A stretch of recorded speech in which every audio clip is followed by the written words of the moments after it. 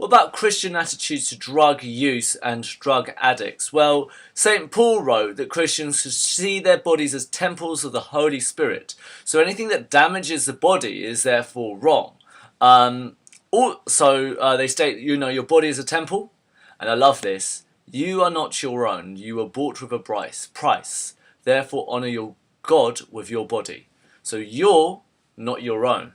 God owns you. So if you're damaging this body with your marijuana or your heroin, you are damaging your body. And you're damaging God because it's God's body. So as a result, you are committing a sin. Also, Thessalonians, it states, avoid every kind of evil.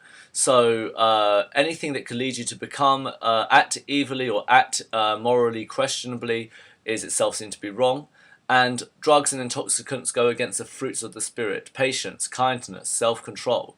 You're not very self-controlled when you're drunk. You're not very self-controlled when you're high. So all those kinds of things would suggest that it is wrong to take drugs. These would be arguments against. Obviously, on the same side, you can go, people are free to behave the way they want, so we can't necessarily judge drug addicts or drug takers because they have got the freedom to do those things. They're still children of God, so they should be loved. So in terms of responses to drug addicts, they should be approached with love and forgiveness. So love your neighbour is often a idea that's often used. Love is patient, love is kind. We need to be patient and kind with people who are drug addicts.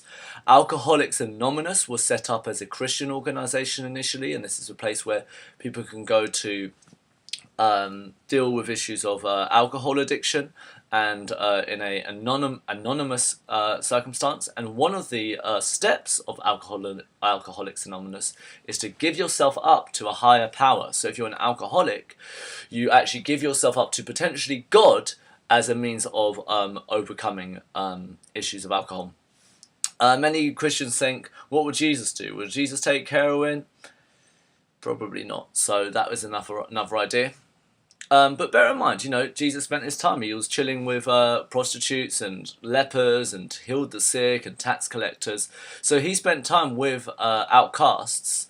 So as a result, it seems as perfectly reasonable for people to do the same thing. And obviously you see all these churches. You see a lot of churches. St. Mark's Church down the road in Oval. They work with drug addicts. So that's an important thing to bear in mind.